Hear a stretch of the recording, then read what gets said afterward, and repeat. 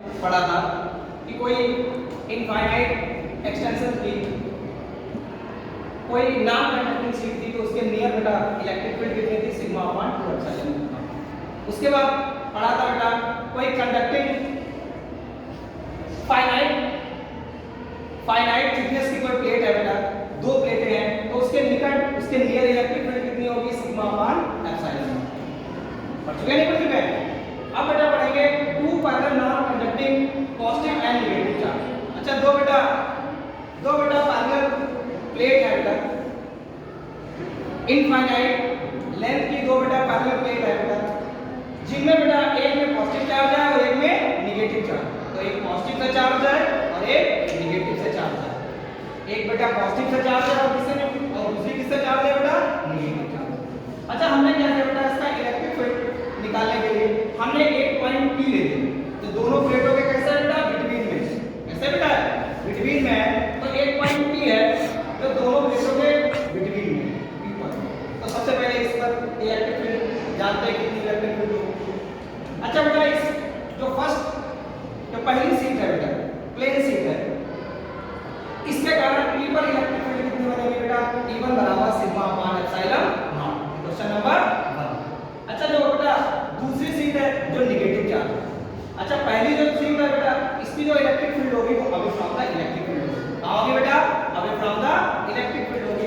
अच्छा दूसरी सीट है बेटा उसकी इलेक्ट्रिक फील्ड कितनी होगी, इसकी टुवर्ड द इलेक्ट्रिक फील्ड होगी तो इसकी E2 होगी। कितनी होगी बेटा E2 बराबर कितनी होगी sigma upon epsilon not. Question number 2। और आपने देखा बेटा E1 का डायरेक्शन इधर की ओर है और E2 का नेगेटिव चार्ज की वजह से इधर की ओर है तो दोनों के डायरेक्शन कैसे होंगे बेटा सेम होंगे। तो रिजल्टेंट इलेक्ट्रिक फील्ड कितनी आएगी बेटा इसकी रिजल्टेंट आएगी E बराबर E1 प्लस E2। अच्छा E1 की वैल्यू रख दो क्वेश्चन नंबर फर्स्ट, E2 की वैल्यू रख दो क्वेश्चन नंबर फर्स्ट। ठीक है बेटा 2 डिवाइड हो जाएगा तो सिग्मा अपॉन एप्सिलॉन नॉट। अगर बेटा दो बेटा इनफाइनाइट लेंथ की अगर दो प्लेटें हैं बेटा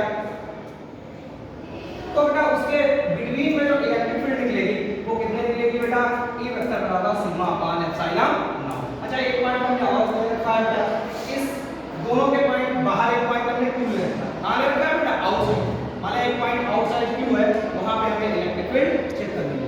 तो बेटा जो आउटसाइड Q है तो फर्स्ट प्लेट के कारण जो इलेक्ट्रिक फील्ड कितनी बनेगी बेटा electric field due to first plate E1 equal to कितना बनेगा sigma upon 2 epsilon not due to plate first. कहां होगा बेटा बाहर की ओर away from the electric field. हमने बताया था पिछले सूत्र में पहले तो पॉजिटिव चार्ज है तो उसकी इलेक्ट्रिक फील्ड इंटेंसिटी क्या होगी बेटा outside away from the electric field होगी। आओगी बेटा away from the electric field होगी।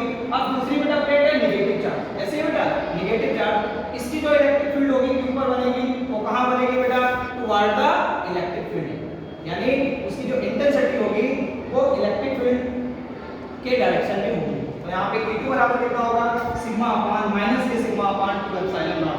माइनस क्यों लगा दिया क्योंकि E1 और E2 दोनों के डायरेक्शन कैसे है बेटा अपोजिट है। एक अवे फ्रॉम द पहली पॉजिटिव चार्ज के कारण तो पहली प्लेट की जो इंटेंसिटी है वो बाहर की ओर है और दूसरी प्लेट की जो इंटेंसिटी है वो अंदर की ओर है। दोनों के चिन्ह अपोजिट होने के कारण चिन्ह कैसे लगेंगे माइनस करके। Question number 2। अच्छा रिजल्टेंट कितनी आएगी, रिजल्टेंट निकालोगे तो E बराबर E1 plus E2। E1 positive है, E1 कैसा है पॉजिटिव है और E2 कैसा है नेगेटिव है। पॉजिटिव से नेगेटिव क्या हो जाएगा बेटा नेगेटिव घट गया तो कितना बचा बेटा 0 बचा। इसका मतलब अगर कोई बेटा एक प्लेट पॉजिटिव से और एक प्लेट नेगेटिव से अगर बाहर उसके हम देखा जाए इलेक्ट्रिक फील्ड की वैल्यू कितनी होती है 0 होती है और बिटवीन द प्लेट निकालोगे तब इलेक्ट्रिक फील्ड कितनी होती है बेटा E वेक्टर बराबर सिग्मा अपॉन एप्सिलॉन नॉट। पास हो जाए